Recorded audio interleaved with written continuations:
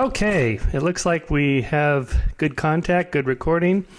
This is part of our Science Salon series that we do for the Skeptic Society. Every week or so, we talk to a scholar, scientist, historian, whatever, on different topics, mostly related to science. And my guest today is Richard Rhodes. His new book is Energy, a human history, a 400-year human history. And I just finished it. I did the audio version of it. And it's really quite good. Actually, I've listened to many of your books on audio. I started with The Making of the Atomic Bomb, for which you won the Pulitzer Prize. I'll tell you how long ago that was. I listened to that on books on tape with cassettes. Oh, yes. Stuffed into my cycling jersey as I was riding around training and listening to how the atomic bomb was made. And you won the Pulitzer Prize for that. I have to say, that's one of the great books in the history of science of all time. It really is a terrific read. And Thank you.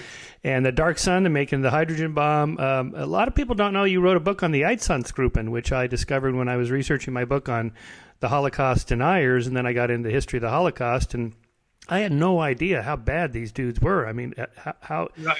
we only hear about the camps, but the actions of these soldiers in the Eastern Front was terrible. Well, and I think that the bullet Holocaust, as it's been called, 1.5 million people shot to death into killing pits. I think it was the predecessor of the death camps in the sense that the reason for the gas chambers wasn't that they were more efficient than the killing with shooting, but rather that the killing by shooting was so traumatic for the perpetrators. Right. They wanted to find a way to make it more automatic and use fewer of their noble SS men. I think that's an important difference. And I think the reason the Einsatzgruppen were kind of forgotten over the years is that most of the documentation was behind the Iron Curtain during the Cold War. Right. Yes, an interesting question on the nature of human violence. Christopher Browning's book, Ordinary Men, I also found that a lot of these guys had difficulty doing this, particularly at close range. Yeah, except let's be clear, these were not ordinary men in the sense that Browning seems to mean it. These were policemen and soldiers. So they had already been trained in what is called defensive violence that's designed to protect you and the people you value. What was traumatic for them then was when they were ordered in the summer of 42 to begin killing women and children. Right. They could not ultimately perceive women and children as being threats to them, although they were told that they were. And the logic was, well, look, you're killing their fathers. They're going to grow up and be angry at you and decide to try to kill you. But it didn't really work. It was ultimately too traumatic. The Einsatzgruppen soldiers began to have breakdowns. They began to turn into drunks. And worst of all, from Himmler's point of view, some of them began to enjoy the killing. And that bothered them terribly. Right. Yeah. Yeah. Is that an apocryphal story, or is it true that Himmler himself, when he first saw one of these mass pit shootings, vomited and was sick to his stomach about it? It's true. Yeah. Yeah. So and I think that was the turning point for him. Yeah. So I think, brings up an interesting question. Maybe this is too simple a way to put it, but, are we by nature dark and evil inside, and civilization is sort of puts a lid on it, and then when you get these situations historically where the lid is lifted off and humans are allowed to do what they want to do, or are we more good by nature and you really have to train into people this ability to kill other humans and commit that kind of violence, setting aside the 2 to 3% psychopaths and just normal people? Well, I think we're mammals by nature, and we have a kit of tools that can be developed that involves using violence to settle disputes. And in societies where there is no other way to settle disputes, the response has to be at some point that you use violence. The way that we learned over Pinker attributes the decline in violence in the last 400 years to a kind of a humanization of people. That may well be true, but the real reason I think that the violence declined is because common people got access to courts of law. they could settle their disputes without killing each other. This Right. was so vividly identified when the Australians were mandated after the Second World War to provide government services to Papua New Guinea, where the killing rates had been horrendous. Yeah. Our current homicide rate in the United States today is 5.4 per 100,000 people. In Papua New Guinea, before the Australians came along, it was 600 per 100,000. Wow. Wow. A horrible homicide rate. They came in and said, we're going to hold courts. We're going to wear beautiful red robes. We're going to help you settle your disputes without killing each other. And the Papua New Guineans' response was, oh, thank God. I'm so tired of watching my back all the time. So this is the Australians left, then the homicide rates went back up. So I think it was the access to legal services ultimately. So this is sort of an argument for Hobbes's Leviathan, that we need to have some kind of organization and criminal justice system, or else all hell breaks loose. And you see that when societies that have been fairly stable break down in civil war and so forth, people revert back to using personal violence, because paradoxically, that's a way that you control violence. If you have to stop and think before you kill someone that his whole clan is going to come after your clan, you think twice. Right. So that was an earlier form of violence control.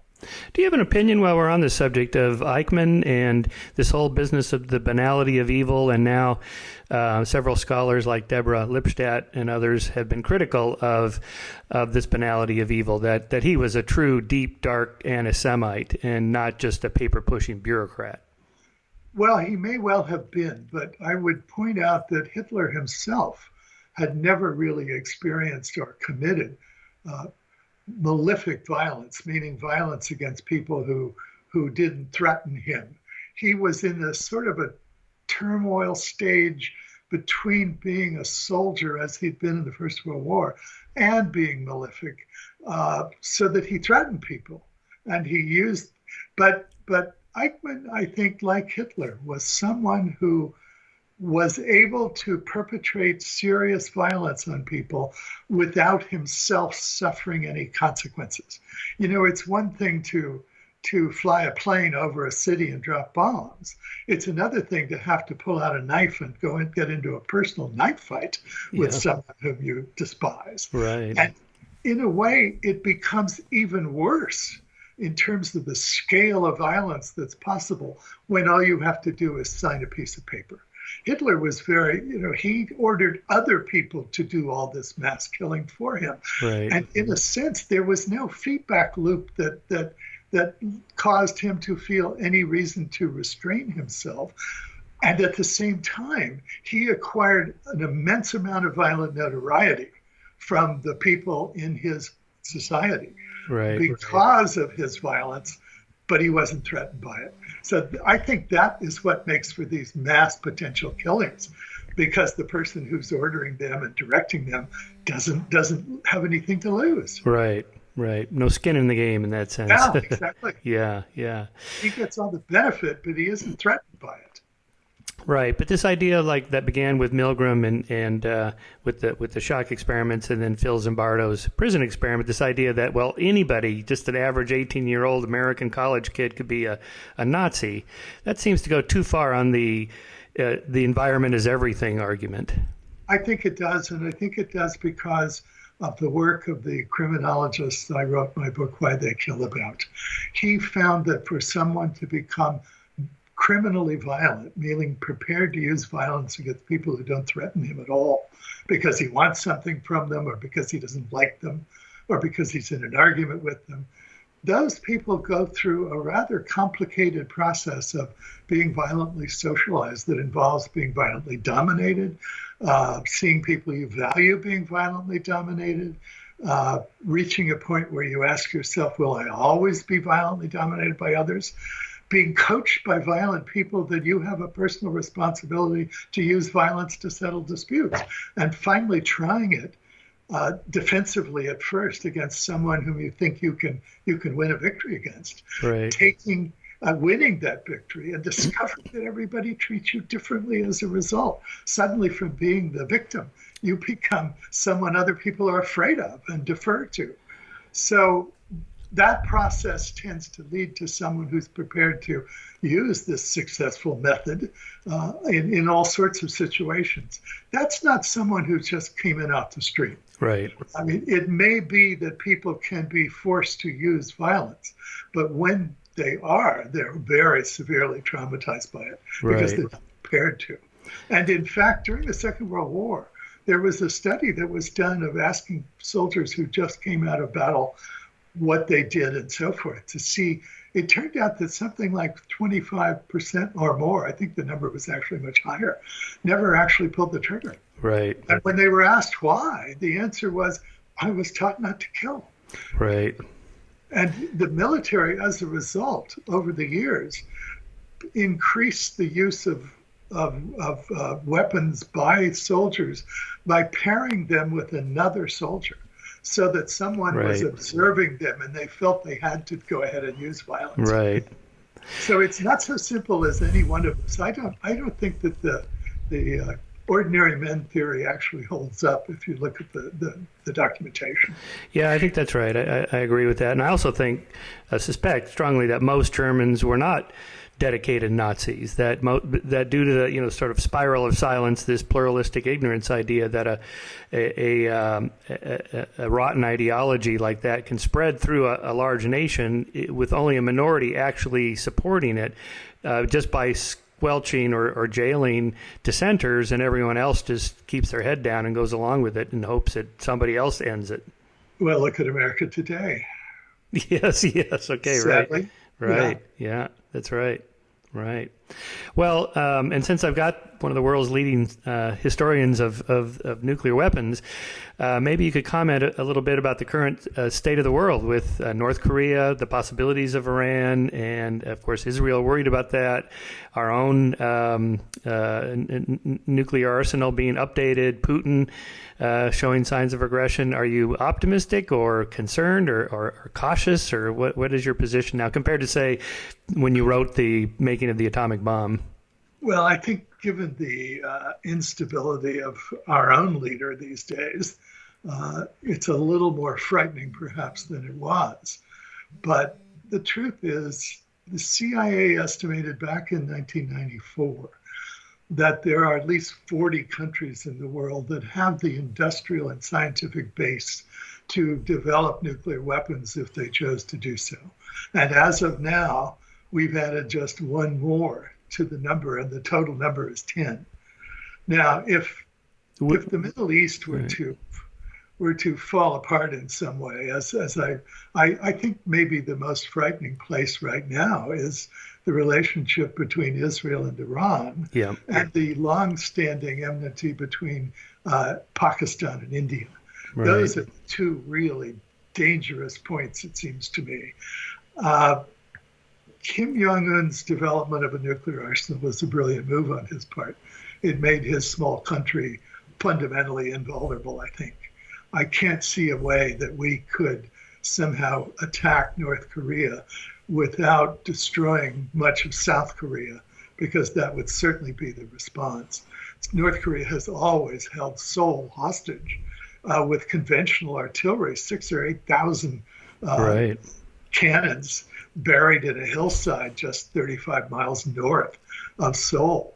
We came very close to a non-nuclear war with North Korea in 1994 when they decided to pull back from destroying the reactor that was making plutonium for them.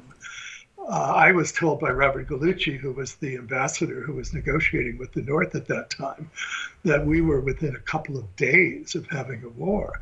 But there was no question that Seoul, which was a city then of about 12 million people, would have lost hundreds of thousands of people to an attack. Right. Gallucci, General Luck, who commanded our forces in Korea at that time, flew to Washington and told Bill Clinton, we can certainly take North Korea, but it will cost you $1 billion and $1 trillion. And Clinton said, what are those numbers? And he said, well, a million South Korean lives Right. and $1 trillion. Right. Clinton rightly backed off. Yeah. Yeah. And Jimmy Carter, more to the point, flew to North Korea and talked to the present dictator's grandfather and calmed things down. Right. But so with nuclear weapons, it's even more certain that the South is still hostage. So is Japan, Right. which would be terrifying if there were a nuclear attack again on Japan. So I think we're at a stalemate, and I think we're going to continue at a stalemate. So maybe Kim Jong-un is not a crazy man. Maybe he's a calculating, rational actor, just setting up a mutual assured destruction of his own, like just a mad stability. He's a very, very shrewd leader. However brutal, that's a very brutal regime. But in terms of his relationship with the United States, he's made a really brilliant move in developing a nuclear arsenal. He looks absolutely delighted that he gets to sit at the table with all the big boys. Yeah. Maybe that's all it is. Robert Gallucci told me that when he talked to the North Koreans, they said, we're just a little shrimp in a field of whales around here. And we need, paradoxically, what they wanted was a new patron, and they wanted that to be the United States. And I think that's still the case. We had totally destroyed with strategic bombing during the Korean War their entire hydropower structure, and more than 60% of their electricity came from the hydropower systems in that very mountainous country. They've ever since been trying to find someone who would help them restore their electrical grid using nuclear power plants rather than hydropower. And that has been the main drive that they've been involved with and are still to this day. I thought China was their patron for those sorts of things. China really didn't come along to help them. China itself was developing during that time. Okay. The Soviet Union was supposed to be, but the Soviet Union, for reasons that I'm not quite clear on, never quite delivered on their requests until finally, of course, the Soviet Union collapsed. And that's when they turned to doing two things, looking to us on the one hand and trying to make contact with us, and also the beginnings of their nuclear weapons program. And Putin, are you worried about Putin? The United States and the former Soviet Union have been at stalemate for a long, long time. And I don't see any way that that's going to change. Okay. There's no way that any rational leader would allow his country to be destroyed. And more to the point, his own base of power. These guys have scrambled to the top in all sorts of terrible ways, including our own leaders. Let's face it. The last thing they want to do is destroy their base of power. So I was at a conference back when the United States under President Obama first announced that it was going to so-called modernize its nuclear arsenal.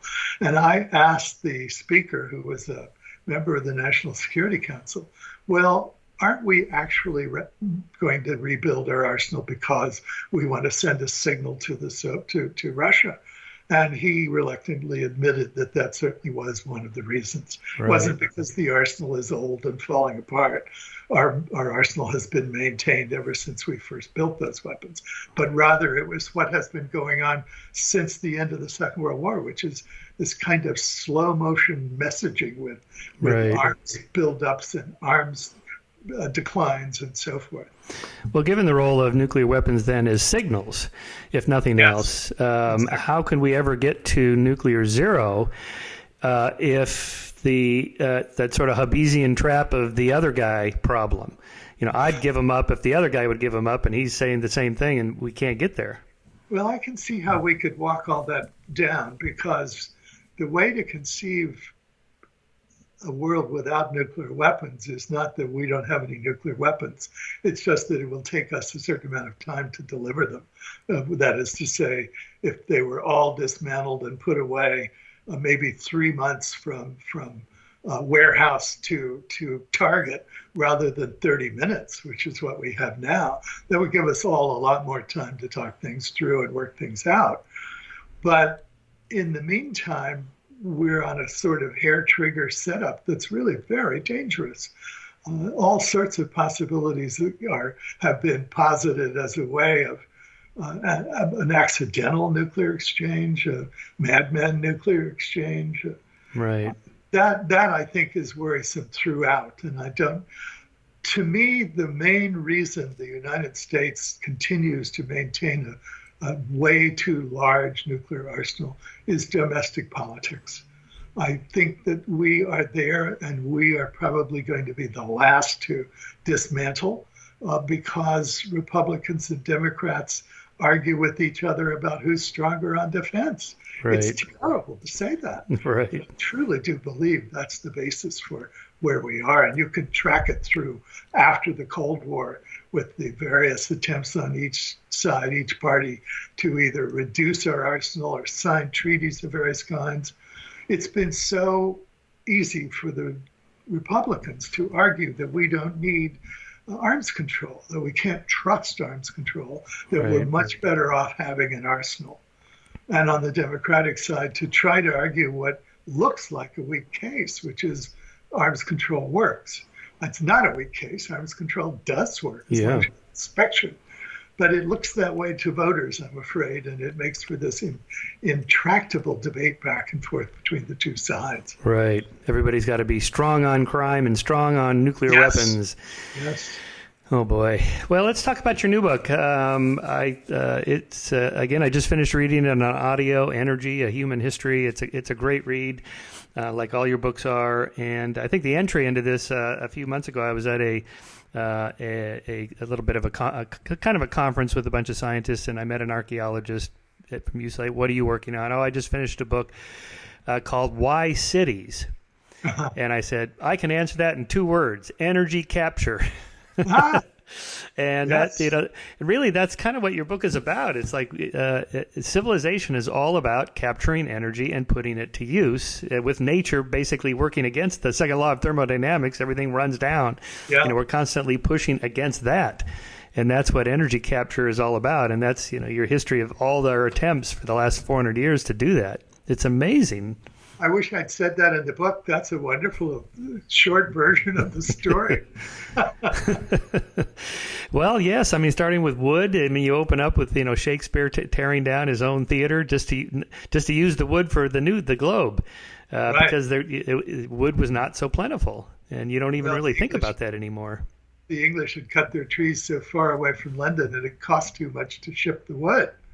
So they had to switch to coal, and they didn't like coal at all. Their houses didn't have chimneys, most of them.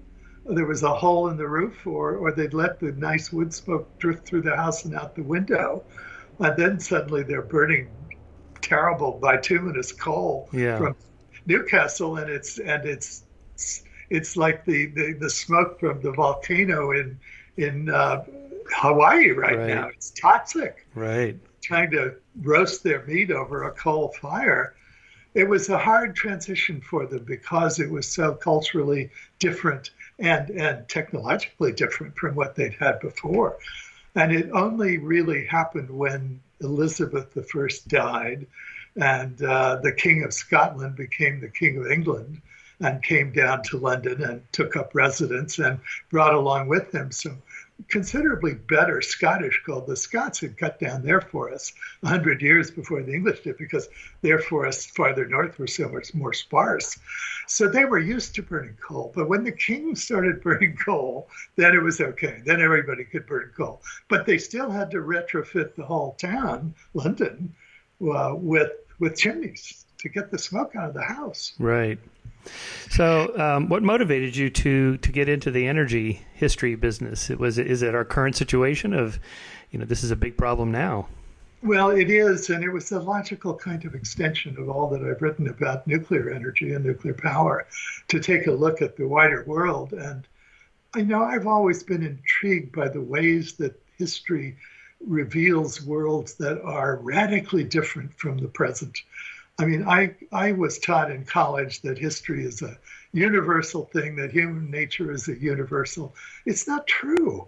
The fact is people thought differently and related differently in the world. One of the most amusing things about the English problem with their coal transition was that the preachers literally believed that coal found in layers underground, dirty, smelled like sulfur when it burned was the devil's excrement. And that made it even harder. You didn't want to take the devil's excrement into your house and burn it and smell the devil's smoke. So this was not a metaphor for them. No, it was not. And it was just it was a cultural barrier to making that transition. Those turn up all the way through the history of the development. You know, one of the things that amazed me at every stage as we moved through those 400 years was someone would find a new source, let's say natural gas, and everyone would say, why do we need that? Or my favorite example is the light bulb, because the light bulb came along and there were, of course, some people thought it was a wonder. You didn't burn your fingers when you got near it and so forth. But there were two responses that seem risible today, but were very common. One is, it's too bright compared to a gas flame or a candle. And the other is, why do we need it? We already have this lovely thing called gas. Right. So it took a lot. And then, of course, the whole business of having to relay an entire system for cities of the energy being delivered from its source to its point of use. That reminds me of a Steve Jobs line about the public doesn't know what they want. You have to tell them what they want, and then they buy it. Exactly. That seems to have been one of the real universals throughout the whole history of energy. Well, I mean, it enforces a point that is, in a way, the fundamental point of the book in terms of where we are now, and that is how long it takes to transition from one major source of energy to another. On average, about 100 years. And you think about that in terms of today's hope that we can move away from carbon producing energy sources toward non-carbon, in other words, the decarbonization of our energy supply. And it's pretty frightening in a way. I would have thought we would have made this transition in half a century to nuclear, mainly nuclear. And I was encouraged by solar and wind and all that until I read your numbers. It's like, oh my God, less than 1%, all those renewables combined was really discouraging. On a world scale, yeah. And the message of these transitions, which have been studied at considerable depth by a group in Vienna, the message of these transitions is you have to get to 1% before you even start counting those 100 years. Right. For the renewables, they're either not there or just barely there. Right. That means, too, the people who I've looked at who studied the question of where we're going, that meant until quite recently that it looked like the main sources of energy up through about 2050 were going to be natural gas and nuclear power. But after the Arab oil embargo in the 1970s, everything seems to have frozen in place. And rather than increasing or decreasing, coal had been decreasing, natural gas was increasing, wood was just about gone as a source of energy, nuclear power was increasing dramatically. In fact, on a steeper curve than it really should have been. It was kind of being forced, and that may be one of the reasons why it's gotten into trouble. Everything seems to have just frozen at wherever it was in about 1980. Right. And that basically means we're burning more wood, and Europe in particular is burning wood as a way of replacing their nuclear power, which is crazy, but they are. And they're buying the wood in pelletized form from us. So we're cutting down our forests to ship wood to Europe on freighters in order to burn wood so that they don't. I mean, that's insane. That's going back 400 years. Yeah, no. Well, and that's one of the fundamental problems here. The whole history of the use of energy as society has increased in population and in energy intensity has been away from what the historians call aerial, meaning across a large area, sources of energy like sunlight and water power and wood, to punctiform, to things that can be dug out of a hole in the ground, basically. And that would include uranium and coal and the gases that we use. So we've been moving toward more concentrated sources of energy, which have great advantages in terms of on-the-ground reductions in damage. but unfortunately also produce a lot of carbon and therefore have to be dealt with too. That we're going to go back to these very dilute forms of energy raises all sorts of questions about the kind of pollution that's being produced by, for example, building vast solar fields. All that material is going to have to be put away eventually when these things finally reach the end of their useful lives. And that's a more serious problem in terms of toxic materials than the little bit of material that's left over from nuclear power. Right. Yeah, I grew up in the 60s when, the promise of nuclear power was, looking like it was going to happen. And then, as you said, by, the 1980s, something happened. And I do wonder to what extent nuclear power, like nuclear weapons, has sort of a weird psychological effect on people. You can't smell it, taste it, touch it. It's an invisible poison. And, 3 Mile Island happened right around the time that film, China Syndrome, came out. And it's just sort of this almost moral panic about nuclear power. I think that's a good phrase, and I hadn't thought of that, but it has been a kind of moral panic, powered in part by the fact that this great new form of energy was introduced to the world by burning down 2 Japanese cities. Right. That's one. I think of nuclear power today as holding the same prejudicial position as coal in terms of the devil's excrement. People really don't really understand how unpolluting nuclear power is by mandated law. The main source of radioactivity in the environment today is coal burning, because coal, as part of the Earth's crust, has uranium in it. When it's burned, all the volatile materials are released, and what's left behind is coal ash, which is basically the mineral content of the coal. So much so that the Chinese today, who have vast slag heaps of leftover coal waste, are beginning to develop a program to process uranium for their expanding nuclear power program from those coal wastes. Oh, wow. We thought of doing that in the 50s when, for some reason I've never been able to understand, we thought there wasn't enough uranium in the world to build a reasonable number of nuclear power plants, or for that matter, to make as many bombs as we wanted to make. And the Atomic Energy Commission in the 50s seriously considered using coal waste for weapons uranium. So it's not as if these materials aren't out there. And the fact is, nuclear power plants are mandated by law not to release any materials outside the fence, as it were. And people seem clueless about the fact that no one has died due to nuclear power in the United States, right? Yeah. I mean, the crudest way I ever heard put this way was more people died in the back seat of Senator Kennedy's car at Chappaquiddick than have died in nuclear power plants in the United States. That's pretty bad. But the point is that how many people die in just of cold disease or whatever it is these days, black lung disease or something. I mean, we just kind of take it for granted, not to mention the pollution. I think what happened is that at the outset of the environmental movement, particularly in the 1960s, the early version of the environmental movement had to do with fears that population was going to continue to increase worldwide in a Malthusian geometric way. There were books written by people like Paul Ehrlich in those days. The Population Bomb was the famous book that actually said, well, India and China are never going to catch up. They're never going to be able to feed their huge populations. Why don't we just write them off? Don't give them any aid.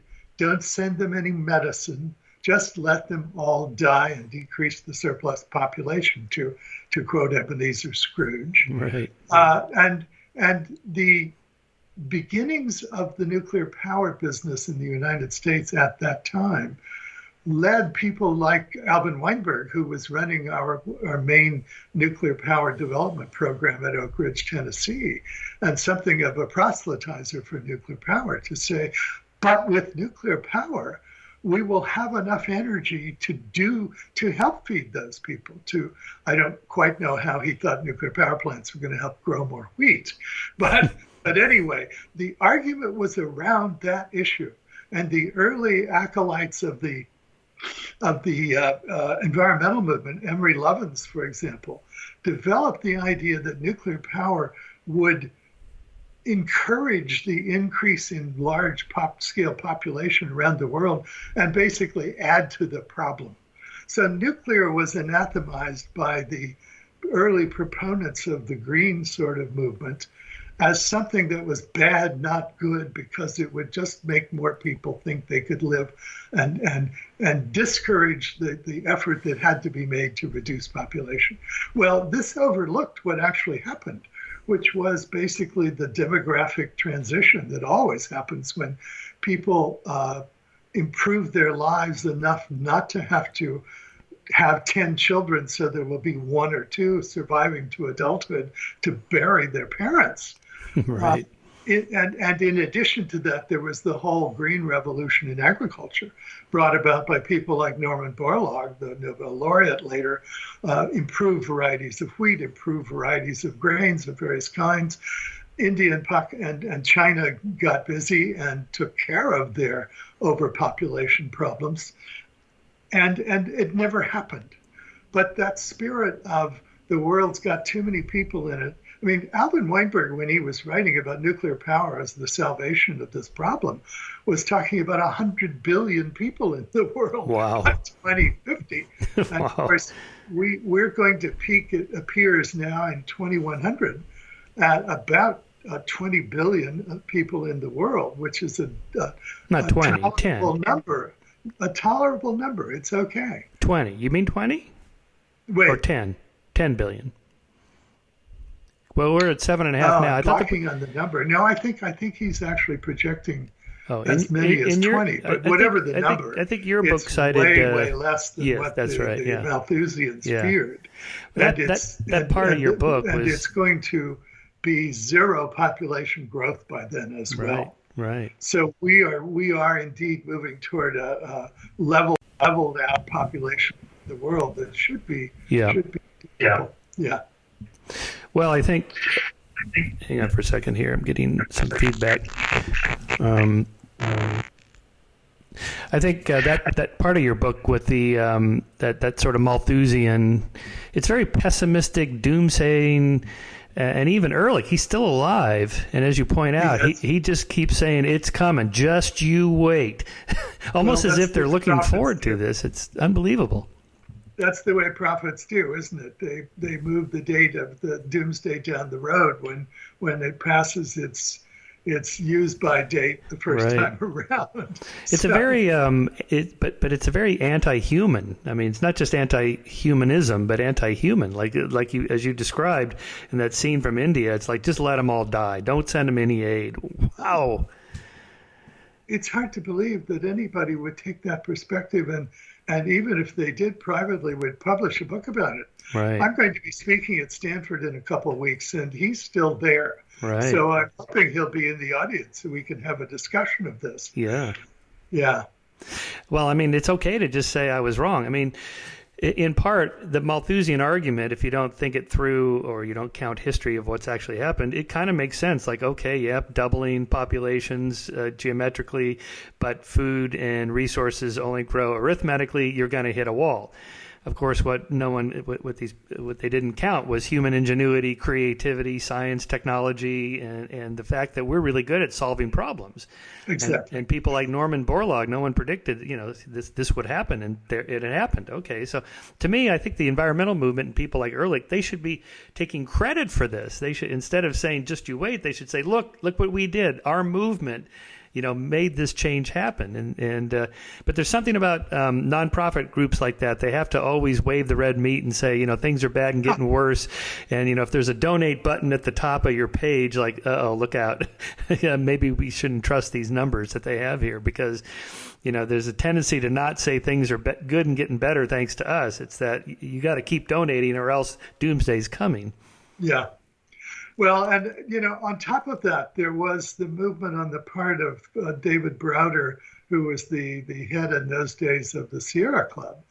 He was horrified by the idea that there might be a bunch of power plants, not nuclear, built along the shoreline in California, which was a plan that was broached around that time. he saw that as bringing in more people and therefore damaging the natural environment, which he enjoyed because he was a birder. I mean, there was something rather personal about it.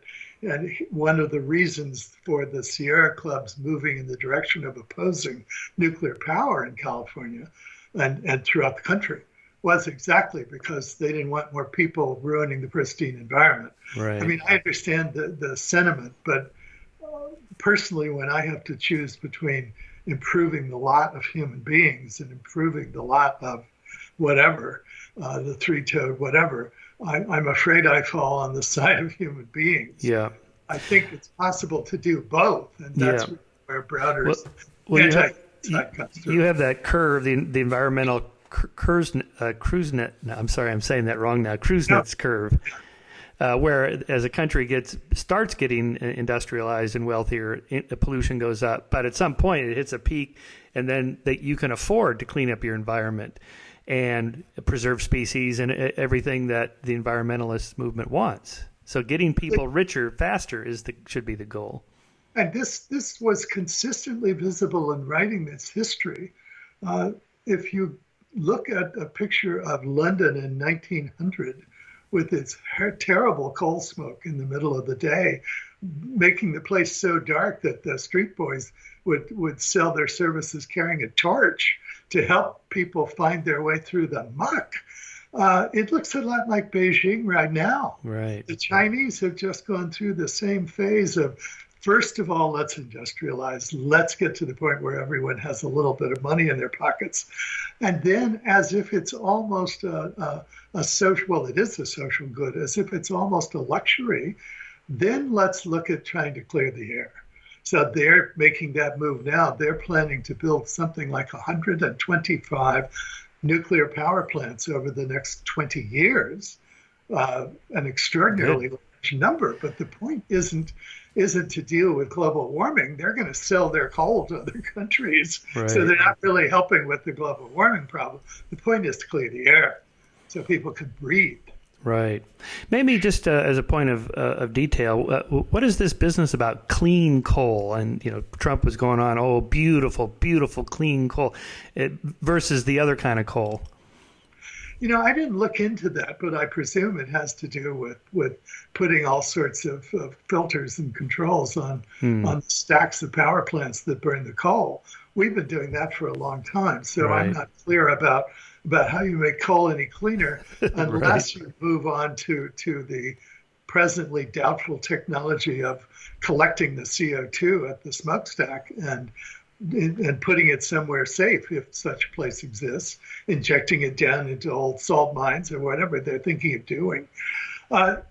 We don't need to. I think it's possible to make the transition away from carbon-based fuels by moving to nuclear power and renewables and transitioning with natural gas to the extent that we need to. Natural gas isn't clean. It's got about half the CO2 when it burns of coal. So it's in terms of global warming, it's a pretty dirty fuel. Right. But in terms of air pollution, it's an awful lot cleaner than coal. Of course, people always say, well, Fukushima and Chernobyl, but as your book describes so beautifully, those weren't nearly as bad as we were told or it was projected.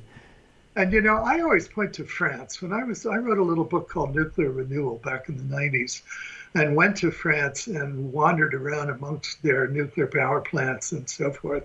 I always remember taking the high-speed train, the TGV, down through Provence, through field after field of beautiful lavender. And every 75 miles along, I think it's the Rhone River, there would be, bump, bump, 2 nuclear power plants. And the French cleaned up their air by a factor of 5 by switching to almost 80% nuclear power. At the same time, places like Italy that decided they didn't like nuclear power and got rid of their nuclear power plants would quietly buy their electricity from the French, right. as the Germans are to some extent today. So, but the French really are an example of how, with good engineering and careful controls, you can run your country on nuclear power and a little bit of other materials and make the place a lot cleaner than it was before, including with global warming. Right. So I'm not holding out simply for nuclear power. I think we need a mix of fuels. Obviously, we have to deal with the problem of transportation fuels until such a time as everything has gone electric. And there we come against another problem that's a good example of why transitions take time, which is the inadequacy of present-day battery technology. Right. I mean, you can look at Tesla as a good example of a company that's trying to do something really quite remarkable and is faced against all the systems that slow things down. In this case, the problem of where do you recharge your car? There are plenty of recharging stations being built around California, but the rest of the country is kind of bare of such things. And it means that electric cars really can't go national in terms of long distances unless we get better batteries. And that's the reasons for the slow transitions that we have. Yeah, there's a lot of supercharger stations in California now, though you can drive a Tesla from LA to New York. There's enough. But if instead of however many thousands of Teslas there were tens of millions of Teslas, those charging stations would fill up. There's a few. I have a Tesla Model S myself, and there's a few stations that I used to use a lot, and all of a sudden now I find I have to wait in line to get my free electrons, and I was like, Elon's success is slowing me down here. And there we are again. I mean, that's a really good example. One of the problems that came with the electric car, which was a very popular car, the steam car, which was a very popular car in New England, which is mostly where they were until 1914. There was an outbreak of hoof and mouth disease. All of the tanks of water that had been stationed along the road in rural New England to let horses get drinks when they needed it, and were also being used to fill up the tanks of the Stanley steamers, were removed because they transmitted hoof and mouth disease, and suddenly you couldn't drive your Stanley steamer in the country anymore. Right. And sales dropped just overnight. And the internal combustion engine took over after that. That was another interesting part of your book, was the question of why the internal combustion engine outcompeted both electric and steam-powered cars. And you mentioned there was a lively debate amongst historians of technology on that. But it looks like it's the infrastructure that you really got to have that, or else you can't compete. Well, the electric car was a wonderful runabout for the city, as it is today. Yeah. But they had the same bad batteries then, in a way, as we do now. They were good for 30 miles instead of maybe 100, but that's not really a big difference between 30 and 100. The electric car had one wonderful advantage, which was you didn't have to crank start it. And crank starting, if you ever did that, I remember doing that on old cars, was not something that women in those days were really very capable of doing or wanted to do. Right. So the electrics were very much the car that women bought to drive around the city in. But because of the limited range of the battery, they really couldn't get out of the city. So they failed in that regard. The internal combustion engine came along.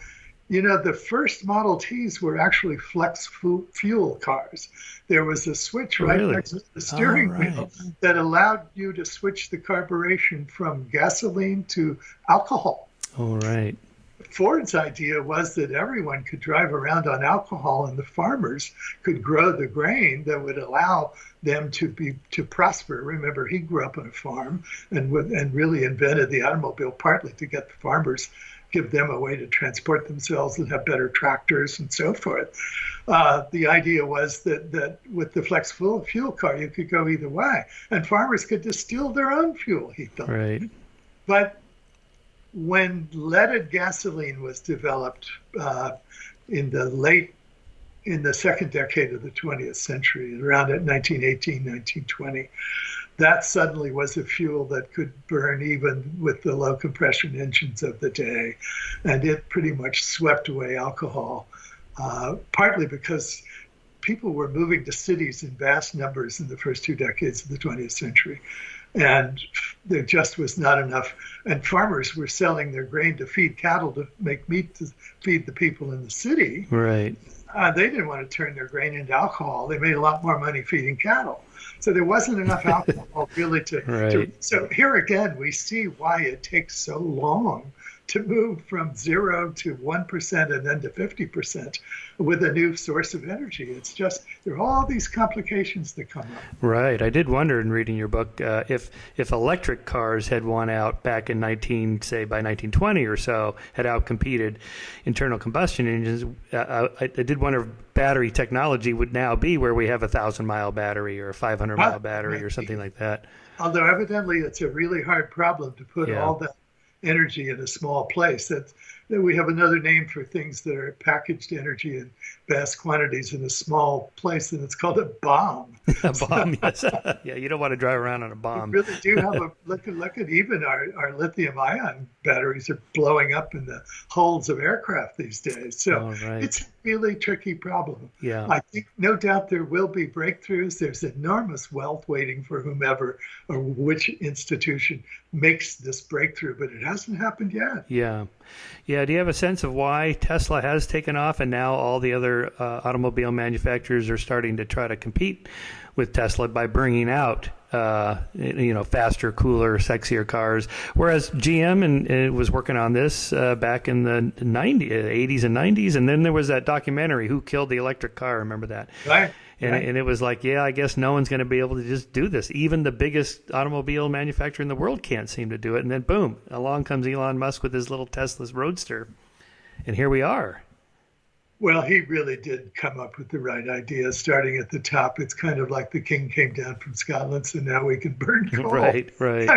First, this beautiful sports car, which it turns out barely ran. Right. The batteries were caged from laptop batteries, some 3,000 laptop batteries. Oh, my God. Musk admitted at a meeting of his stockholders around, I think it was 2016, that the thing just barely ran. But I mean, and that's typical, by the way, of a new technology as well. The first steam engines were less than 1% efficient. Wow. So the only place they were of any use was to put them right on top of a coal mine to pump water out of the coal mines. That was the first reason steam engines were developed. Right. Because there was free coal in the form of waste coal down in the mine. You had to get a much more efficient, well, not so much more. The first really good James Watt steam engines were only 2 or 3% efficient, but at least you could make them small enough to actually be of use. So the same problem with any early technology, it barely works. And then you have to improve it through elaborate developments of the basic engineering that's involved. So that's another reason things can come along slowly. Tesla, though, really was a pioneer in a way that I think is most impressive. But he's still up against the problem of batteries. And interestingly, look, when he wanted to get more batteries out there, he finally had to build his own factory. Right. Huge battery factory out in Nevada, I believe. And then find other uses for the battery, so that, including for running houses and so forth, in order to reduce the cost per battery to some place reasonable. You know, I drive a Tesla, and Paul Newman was a friend of mine, and he, of course, was a race car driver, among other things. He told me once years ago, he said, you know, I don't believe they can manufacture a Tesla for the price you paid for it. He said the battery alone cost $10,000, Right. which is probably true at the outset. But by mass production, that cost has maybe come down a bit. But Tesla had the same problem and still does, all these technical difficulties as well as. But yes, wouldn't it be nice if we all had electric cars? For one thing, it would, as someone who's in the electric car business said to me once, then the people in the Middle East would all have to get back to work. Yes. Well, there is that geopolitical argument that if we get off of oil, then that solves some of the Middle Eastern conflict, terrorism, and all this stuff. Our dependence on that. Yeah. So, but also going back to earlier parts of your book, reading some of that reminded me of James Burke's Connection series back in the 70s. Yes. And most of those technologies were, designed to solve very specific problems, and it was completely unpredictable, in a century where that would go and what it would be used for. And your history of technology is a bit like that. That things get adopted in a very Darwinian way. You don't completely reinvent. You don't completely invent a new thing. You take, like, the cylinder, compressing gas in a cylinder. That's what an internal combustion engine is. That's what a steam engine is. And so these concepts are kind of reused. It fascinated me that the first laboratory scale machine that made it possible to study steam expansion and led ultimately to the steam engine was a pressure cooker invented by a Frenchman who thought that if you could pressure cook coarse vegetables and even bones, you could, people who were semi-starving in France could make use of more available food sources and improve their health and their lifespan. That happened to be a unique invention because it had a safety valve on it. As anyone who's ever used a pressure cooker knows, there's a little thing on top that will blow off if the thing, because the big problem with the early steam engines was that they were blowing up all the time. Someone would tie down a valve because they wanted to get more pressure in a race or something, and then the whole thing would blow. So, but as I mentioned earlier, the first steam engine was so inefficient that its only function, the new common engine, that its only function really was it was the size of a house. And it sat on top of coal mines in order to pump water that was filling up the mines and making the coal inaccessible. It was only then with the improvement in the engine that James Watt in particular was able to reduce the engine to a size that made it possible to put it on wheels. Right. And the first reason that was done was to move coal from the mine head down to the nearest river or shoreline in order to barge it down to London, where it would be burned for home heating, basically. Then someone thought, well, if you can move coal on wheels on a railed system, why not move people too, and goods? And that led then to the development of the railroad system all over England, which prior to that, they'd been using canals. But canals were not nearly as efficient and flexible as obviously a railroad system, right, which move enormous amounts of material with very little energy because the surface contact between the wheel of a train wheel and the rail is so small, it's about the size of a dime. Right. It's very frictionless, basically. Yeah, I mean, we still have trains 150 years later. For that reason, exactly, because there's such an efficient way to move. I once wrote an article for a magazine about riding in the cab of a train with the engineer who was driving the train. And here we were in this fancy diesel electric modern train system. And he pointed out that there was a tank in the front of the nose of the train that he called the sander.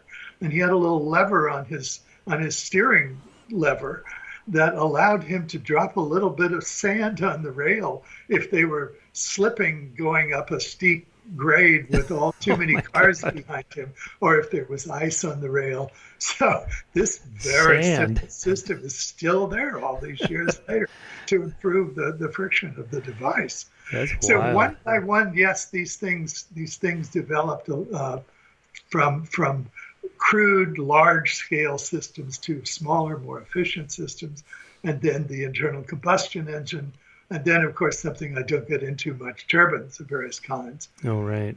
Which are really efficient, but they turn up in places like Niagara Falls, where all of this falling water coming from one of the Great Lakes and falling down toward another is accessible 365 days a year to make energy with. Right. Yeah, well, this would be a good argument for both national and corporate investment in R&D without a specific goal in mind. Just, we don't know what this is going to lead to, but we should do this because a century from now, this could change our country or company or whatever. And we're just starting to see that now with thermonuclear fusion. The hydrogen bomb mechanism right. under control and used to produce energy ultimately just basically from seawater. That surely will be the ultimate source of energy, not solar, not wind, not Fusion. these spread out forms. But we've been hearing about fusion now for a few decades, and it's just a hard problem, right? It's a very hard problem because you're holding a plasma, a heated gas, heated to at least 40 million degrees inside a magnetic field, and taking the energy that's produced when the atoms fuse, somehow getting it out and turning it into electricity. That's a tough problem. But right now, there are a few small companies forming around the United States that are trying to tackle this problem in private investment rather than government investment. That, I think, is an example of maybe a turning point with fusion. Right. So it's probably going to be a source that develops around the turn of our present century and leads to really an enormous amount of available energy then, although I won't say too cheap to meter, as the head of the Atomic Energy Commission used to claim back in the 1950s nuclear power would be. He wasn't really thinking straight. Well, the same thing happened in '89 with the cold fusion thing. Oh, it's going to be too cheap to meter. Yeah. But there was something along with that I happened to be involved with.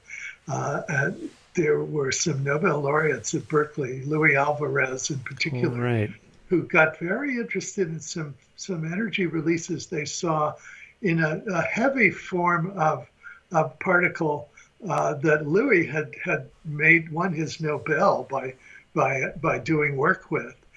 It looked for a while as if you could get energy out of this particular heavy form of particle without a lot of input. And he was all over the place for a few days, running around trying to see if there was a breakthrough here. As it turned out, evidently there wasn't. Right. But you never know when you're talking about all this vast panoply of subatomic particles that are out there, what might follow. Desktop fusion might be possible someday. Right. There are still weird energy releases that people are finding in these desktop systems that they can't account for simply with chemical energy. I do wonder, say, if we take the long picture, the last 100,000 years of human history, and then go forward like another 10,000 years, that fossil fuels, just burning dead dinosaurs, essentially, will just be a window of human history that we had to pass through to get to, renewables, fusion, and so on. That it's just almost too cheap to meter. Well, too cheap to meter, I don't know, but I think they're the sources of energy that have become available with the development of nuclear physics and the science that has followed from that. They're there, and it's clear just from looking at the stars that there are vast amounts of energy that we have not yet learned how to bring down to Earth in a way that we can control. And there's no reason why we can't ultimately tap into that source. It's you mean like a Dyson sphere that. Well, I mean that's another world, but I'm just thinking of fusion as a source of energy. Right. Yeah. We will ultimately crack this problem, and it's going to be something that will make life a lot more straightforward and everything cleaner. Yeah. Yeah. So these are really just problems to be solved.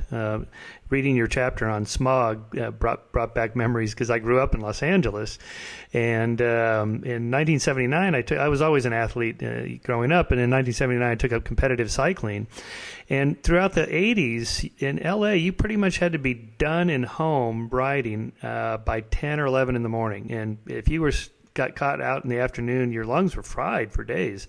Yeah. And then that changed, the catalytic converter and all the restrictions on types of fuel. And, here again, the environmental movement and some government action actually worked. And again, it's interesting. One of the unintended consequences of developing a way to increase the octane rating of gasoline was, of course, the introduction of tetraethyl lead. That is what really turned the tide toward gasoline rather than other forms of fuel for automobiles. But it had the terrible side effect of putting tons and tons and hundreds of tons of lead into the environment. And lead is a very toxic material. Yeah. It was then paradoxically the introduction of the catalytic converter, which was ruined by lead in gasoline, that led to the decision to eliminate lead in gasoline, not the fact that children were having their IQs damaged by the lead that was produced by the exhausts of cars. We didn't get to that, and it was one of the tragedies of the 20th century that it took this other problem to serendipitously lead to the banning of lead in gasoline. Yeah. However, it did solve both problems nicely, as it turned about. Yeah, you have that discussion in your book about the weight of just Los Angeles smog. The weight of, was it lead or just of the particulate matter, like hundreds and millions of tons just hanging in the air. Actually, of the various toxic gases that were produced by not only, of course, cars. It also came from power plants. It came from one of the main sources of air pollution in New York City for many years, which was just waste burning. Right. I remember living in New York right after college in the early 1960s. If I left a sheet of typing paper on my desk and went to work with a window open, it would be covered with soot by the time I got home. Right. That was just waste burning, from waste that is now put on barges and barged to some other part of the world. Right. That all got cleaned up along the way and here's another one of these serendipitous stories. One of the things that I enjoyed about writing this book was all of the strange stories that turned up. During World War II, we were shipping oil from the Gulf up around Florida and up the East Coast to New England, but partly to power New England, but partly to ship fuel oil abroad for England itself to have some sources of gasoline for the war. And the Germans caught on to this, and they sent over some submarines, and they were torpedoing these ships to the point where it was beginning to be almost starving out this whole system. So our response, the United States government's response, was to build two pipelines from Texas all the way up to New York and New England to deliver oil, and one of the pipelines was for delivering refined products, gasoline primarily, all the way across the United States. Well, the pipelines were a great idea, but we solved the problem by getting rid of the German submarines. We learned how to destroy them. Right. So the shipping continued up the East Coast. Pipelines were not finished in time to be used, and after the war, they became government surplus. Right. And just then was a time when pollution in New England had reached a point where they decided they had to do something about it. And the answer was, let's get natural gas in. And the people who were proposing to deliver natural gas from Texas to New York and New England bought those pipelines, paid about as much as they cost to build, so the government wasn't out any money, converted them to ship gas and sent natural gas through the pipelines, thus helping clean up the air in New York City that right. I was there. So once again, one of these interesting kind of tail wags the dog sort of stories that in this case ended up with a pretty good ending. Yeah. Well, I mean, if on that time scale of 100 years to make a transition to new energy sources, as they like to say, we didn't get out of the Stone Age because we ran out of stones. And I've been hearing about peak oil since, the 80s, and, you discussed some of that with... Right. But why have we not run out of oil? Okay, well, on one level, there's an economic argument that we'll never run out of oil simply because it just costs too much to get that last gallon out of the ground. So we'll have transitioned by then. But also new technologies that keep coming along, exactly. Like the sand oils in Canada and so on. Right, and interestingly, that was one of the first sources of petroleum. I mean, the oil sands of Canada. One of the first sources of petroleum for lamplighting, for kerosene production, back in the 1850s, when it began, when we were basically running out of whales. We'd been knocking off 10,000 whales a year at the height of the whaling industry to make oil for lamps. The best, of course, being sperm oil, which not only made good lamp oil, but also made candles.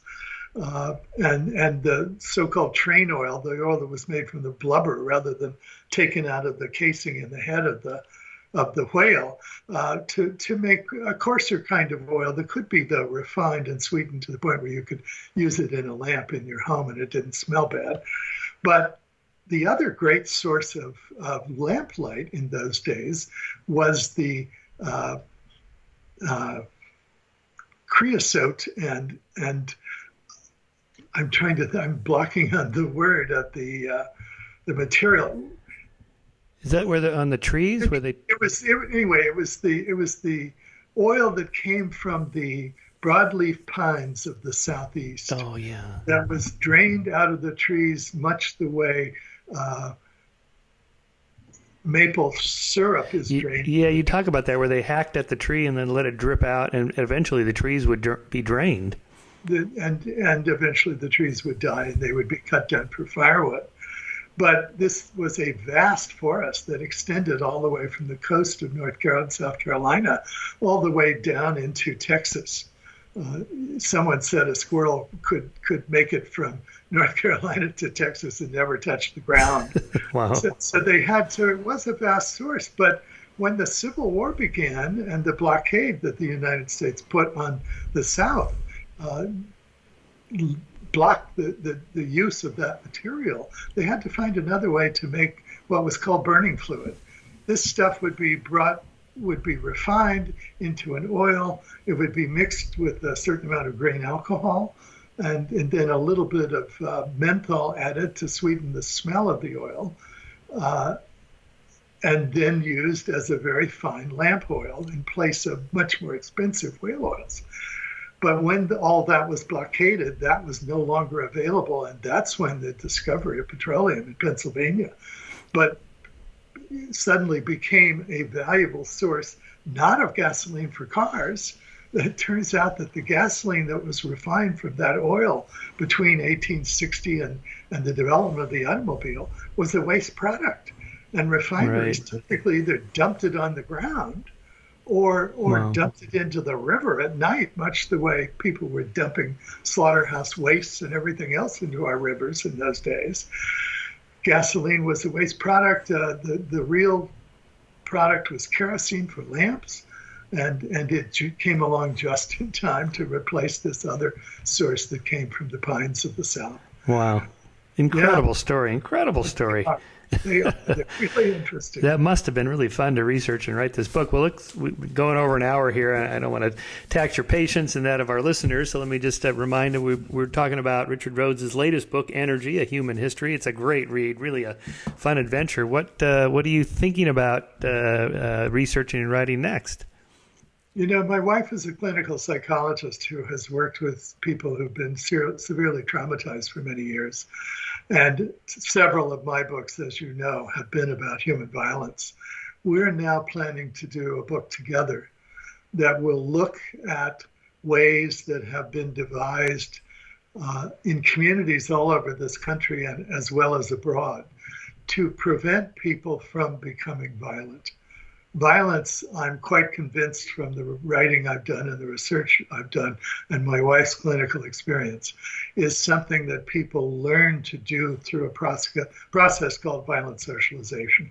The wonderful thing about that research by a criminologist named Dr. Lonnie Athens is that it makes it clear that it's a pretty complicated series of stages people have to go through. And therefore, if the staging is interrupted at any point, people don't necessarily go on through the other stages and become violent individuals. Right. So all of the ways that have been developed, for example, in schools to deal with bullying, that's a pretty good example of a nonviolent coaching process to replace violent coaching. Early intervention. Yeah, exactly. So we want to pull all that together and connect it up with some other work that's been done lately on what's called adverse childhood experiences, which is something that's sweeping through pediatrics and public health these days based on work that was done in San Diego by a physician there and then picked up by the Centers for Disease Control and replicated nationally. All of these different pieces are sitting out there and need to be brought together into a coherent model of how we as a society could reduce the level of violence and other traumatic childhood experiences enormously. Wow, that's All important. evidence based and solidly based on science, not on various people's. Did you read Adrian Rain's book, The Anatomy of Violence? He's the psychiatrist that scanned the brains of serial killers. He took portable MRI brain scanners and showed that they had all of them, their prefrontal cortex was pretty quiescent, and they just had this rage bubbling up with no governor on it. And then he tracked down through their personal histories. Most of them had these horrific childhoods, just the kind of stuff you and I could not even imagine growing up with. I would just point out that people with brain damage are a much larger group of people than people who are violent, which means that although many people who are violent may well have suffered brain damage, it isn't the brain damage that made them violent. Okay. It's a collateral parallel phenomenon. What Dr. Athens did was interview in depth about 100 seriously violent felons in American prisons and find the irreducible common denominator of violent social experiences in their past that led them to become violent. That process produces a model that is causal, and in the case of the people studied, 100% by definition. Then you test it against every new case that comes up. I wrote my book about the Einsatzgruppen primarily to test Athens' model of violence development. And I didn't find anything that contradicted it in the previous experience of the people who became the bullet Holocaust killers of the SS. In fact, as I've looked at violent cases of all different kinds, I've never found one where the information is available about their past that doesn't fit Athens' model. So that's one piece of childhood experiences that we want to deal with. Are these things like peer group influences, gangs, things like that? Sure. You have to be violently dominated by an authentically violent person or persons as the first stage in becoming violent yourself. And obviously, someone who's initiated into a gang goes through exactly that experience. Bullying is another way people can be violently dominated. It has to be someone in your primary group, and it's typically one or both parents or your older brother or sister. But gangs are a classic example because they require the people who become members of the gang to demonstrate violence as a requirement for admission. And that's one of the stages that Dr. Athens found in all the violent individuals he studied. At some point, they had to stop being the victims of violence, being violently dominated, and try violence themselves in order to gain the conviction that it would be a successful way to behave. So it's a survival strategy. It is at first, but then everybody starts treating you with respect. Everybody shows fear. You're transformed overnight from someone who everyone else picks on to someone everyone else is afraid of. Wow. And that is a very powerful transformative experience, and typically leads people who get that far to remain defensively violent. I'm that way. I'm sure you are from your childhood experiences, prepared to use violence, serious violence, if I or someone I value is seriously threatened. Right. Well, back to where we started, is this not the mutual assured destruction deterrence model of nuclear weapons? It is indeed, yeah.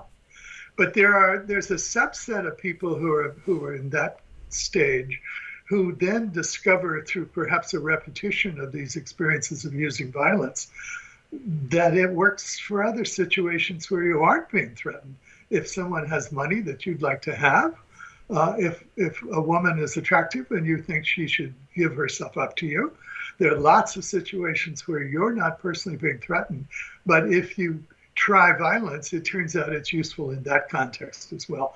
That's not rage. Not all people use violence out of rage, as it seems to be a common misunderstanding in sociology. People use violence when they're frightened, when they're angry, when they want something, therefore are frustrated. And the other category that's all too common is people use violence when the person they're confronting is reprehensible to them, is evil to them. That's the violence of attacking people because they're of a different race. So genocide. This is the basis of genocide. Yeah, exactly. All of this in this model is a piece of a larger problem of children being coarsely treated in their world. And we want to get at the larger frame, but we want to deal with the violence part as well. Right. Wow. That's what we're preparing to work on next. Wow, Richard, that's an important book. That's going to be so interesting to read. That's probably a couple of years down the line. Oh, yes, at least. Yeah. Probably 3 years. Well, congratulations on all your work and your important books, and including the latest one. Again, Energy here for our viewers. And when we release this, it would be the week when the book comes out. So you'll be on a book tour. So congratulations on that, and good luck with that. And thanks for talking and being part of this. I've enjoyed it. Thanks so much. All right, Richard. Talk to you later.